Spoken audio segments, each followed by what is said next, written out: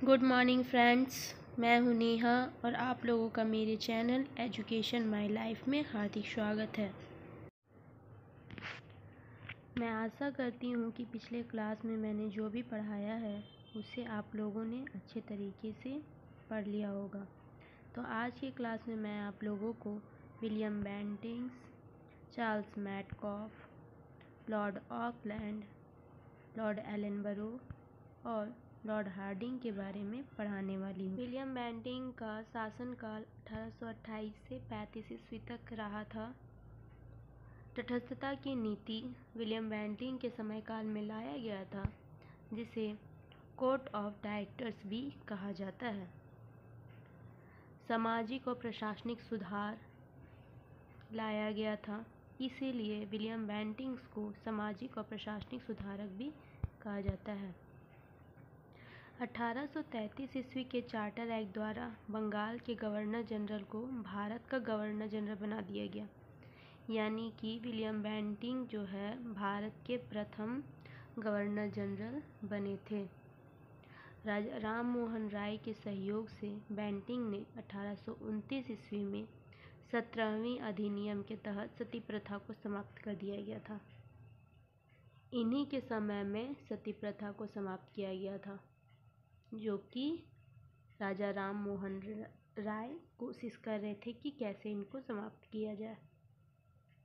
इसी के समय मैकाले की अनुशंसा पर अंग्रेजी को शिक्षा का माध्यम बनाया गया। मैकाले द्वारा कानून का वर्गीकरण भी किया गया था।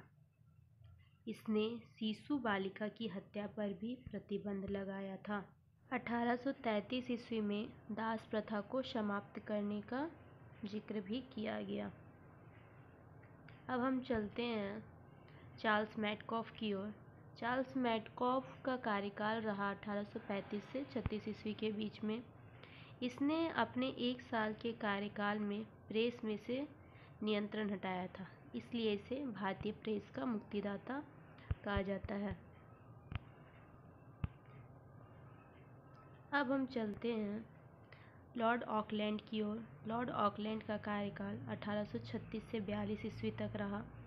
इसके समय में महत्वपूर्ण घटना जो है वह है आंग्ल अफगान युद्ध, जो कि 1839 से 42 ईस्वी तक चला था। 1839 ईस्वी में इसने कलकत्ता से दिल्ली तक ग्रांड ट्रंक का मरम्मत करवाया था। किसने? तो लॉर्ड ऑकलैंड ने। भारतीय विद्यार्थियों को डॉक्टरी की शिक्षा हेतु विदेश जाने की अनुमति भी ब्रिटिश संसद ने प्रदान की थी। अब हम चलते हैं लॉर्ड एलनबरो की ओर। लॉर्ड एलनबरो का कार्यकाल 1842 से 44 ईस्वी तक रहा। एलनबरो का कार्यकाल कुशल अकर्मण्यता की नीति का काल कहा जाता है, जिसे चतुराईपूर्ण निष्क्रियता का नियम भी कहा जाता है। 1843 के एक्ट 5 के तहत दास प्रथा का उन्मूलन इसी के समय में हुआ। सिंध को अगस्त 1843 ईस्वी में पूर्ण रूप से ब्रिटिश साम्राज्य में मिला दिया गया था। ये जितने भी घटना घटी है ये आपके लॉर्ड एलनबरो के कार्यकाल में, यानी कि 1842 से 44 के बीच में घटी हुई घटना है। अब हम चलते हैं लॉर्ड हार्डिंग की ओर। तो लॉर्ड हार्डिंग का समयकाल 1844 से 48 ईस्वी तक रहा। इनके समयकाल में प्रथम आंग्ल सिख युद्ध 1845 से 46 ईस्वी में हुआ। इसमें अंग्रेज विजयी हुए थे और लाहौर पर अंग्रेजों का कब्जा हो गया था। इसने नरबलि प्रथा पर प्रतिबंध लगाया था। तो इस तरह से मैंने कुछ गवर्नर्स के बारे में आपको बताया है।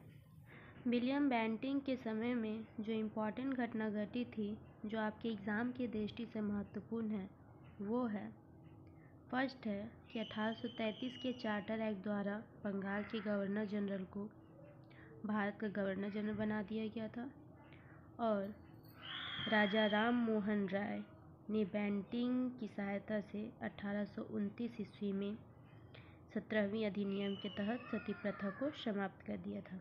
इसमें आपको पूछा जा सकता है कि सती प्रथा को कब समाप्त किया गया था। तो 1829 ईस्वी में।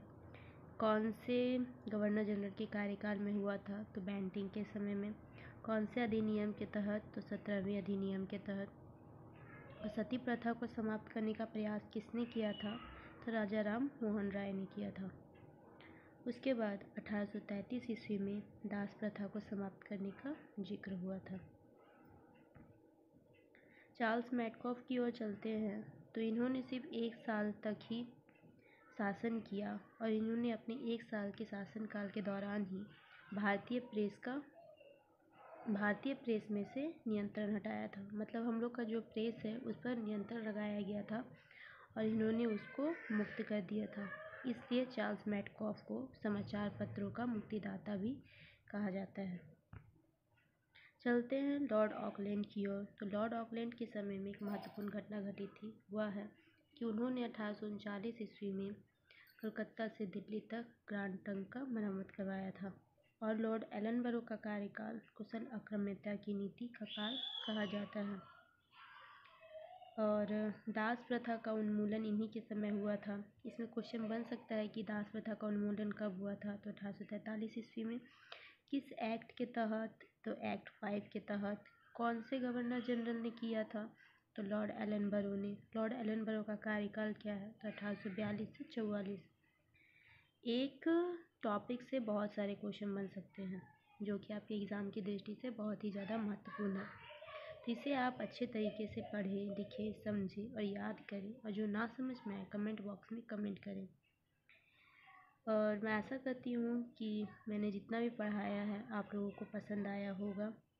तो इसी तरह से गवर्नर जनरल की सीरीज़ लेने के लिए, मेरे चैनल से जुड़े रहने के लिए चैनल को लाइक, शेयर एंड सब्सक्राइब करना ना भूलें। Thank you.